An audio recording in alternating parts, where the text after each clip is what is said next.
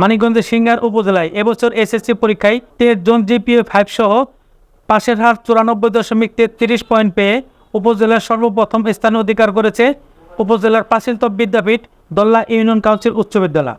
এছাড়া সর্বশেষ 24তম স্থানে রয়েছে মানিকগঞ্জ 2 আসনের সাবেক সংসদ সদস্য ও উপজেলা আওয়ামী লীগের সভাপতি মমতাজ বেগম নিজে যে স্কুলের সভাপতি হিসেবে দায়িত্ব পালন করে আসছেন উপজেলার শাহরাল উচ্চ বিদ্যালয়।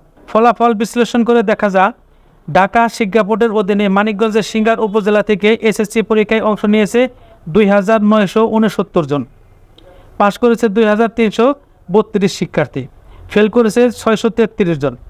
জিপিএ 5 পেয়েছে 101 জন শিক্ষার্থী। সিংড়ার উপজেলায় জিপিএ 5 পেয়ে এগিয়ে রয়েছে উপজেলার প্রাচীনতম বিদ্যাপীঠ দল্লা ইউনিয়ন কাউন্সিল উচ্চ বিদ্যালয়। এবছর দল্লা ইউনিয়ন কাউন্সিল উচ্চ বিদ্যালয় থেকে এসএসসি পরীক্ষায় 142 জন পরীক্ষার্থী অংশগ্রহণ করে পাশ করেছে 133 জন, ফেল করেছে 9 জন।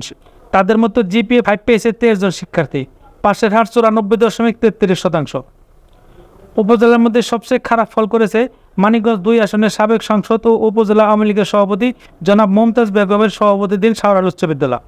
এই স্কুল থেকে এসএসসি পরীক্ষায় 176 জন অংশ নিয়ে পাশ করেছে 95 জন, ফেল করেছে 81 জন পরীক্ষার্থী।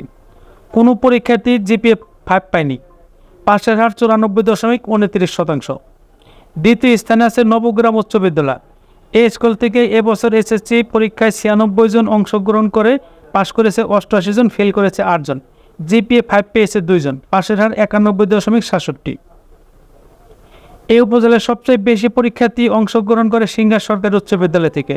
এই স্কুল থেকে এবছর 281 জন পরীক্ষার্থী অংশ নিয়ে পাশ করেছে 243 জন, ফেল করেছে 38 জন শিক্ষার্থী।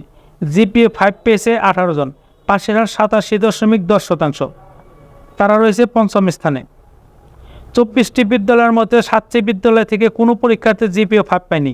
সেই স্কুলগুলো হলো মজিরউদ্দিন উচ্চ বিদ্যালয়, জামিতা সত্যগোবিন্দ উচ্চ বিদ্যালয়, শাহরাল উচ্চ বিদ্যালয়, রায় দক্ষিণ কোহিনুর মেমোরিয়াল উচ্চ বিদ্যালয়, ইসলামপুর নগদগোবিন্দ উচ্চ বিদ্যালয়, বশিরউদ্দিন ফাউন্ডেশন, চকপারপালা SESDP উচ্চ বিদ্যালয়।